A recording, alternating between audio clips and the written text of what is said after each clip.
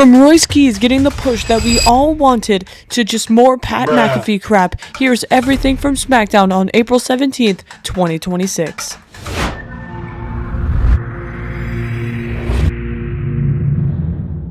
First, I want to talk about the promo with Randy Orton and Pat McAfee, because Pat McAfee is starting to get annoying when he drives up in his Ram truck with Randy Orton. Well, Randy Orton went to the ring, and Pat McAfee signed this contract that apparently is the match contract, or it's just a random contract that Nick Aldis wants him to sign.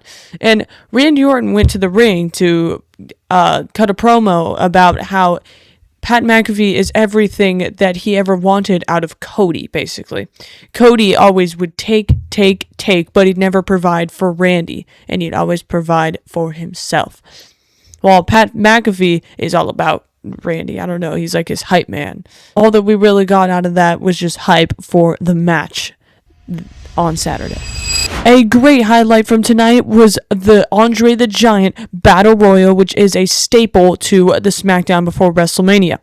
Now, this is always a fun match just because it's fun to see all the wrestlers crowding around and doing all the moves at the same time in a big chaotic squared circle. Now, Royce Keys was the person to pick up a win in this Battle Royal, and that proves that he will have some good luck.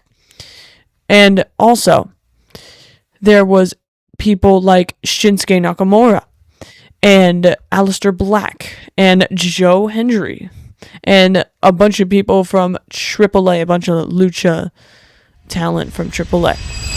Another match tonight was the WWE Tag Team Championship match with Damian Priest and R-Truth, the champions, versus Kofi Kingston and Grayson Waller. Now, it's obvious that Kofi Kingston and Grayson Waller were just thrown together in this filler match, even though it was still a championship match. And Damian Priest and R-Truth did end up retaining the championships, because I can't remember the last time there was a title change on the SmackDown before the grandest stage of them all, biggest show of the year. Another thing that happened tonight was the street fight between MFT and the Wyatt Six. Now, these two factions were not in very big storylines, so I feel like they just kind of got thrown into this big feud, and now it's really been turning into something that I find entertaining. But MFT did come out with the win tonight, which is not to the crowd's advantage, because we all are rooting for the Wyatt Six, and no one is rooting for Solo. Another match tonight was the Women's U.S. Championship #1 contenders match with Tiffany Stratton and Jordynne Grace. Now, there's an obvious skill difference between Jordynne Grace and Tiffany Stratton, because Tiffany Stratton has had championships and Jordynne Grace has had a debut. But anyway, Tiffany Stratton came out with the win, obviously, and she'll be versing Julia in some future date. The last match I want to go over is Bayley and Lyra Valkyria versus Charlotte Flair and Alexa Bliss.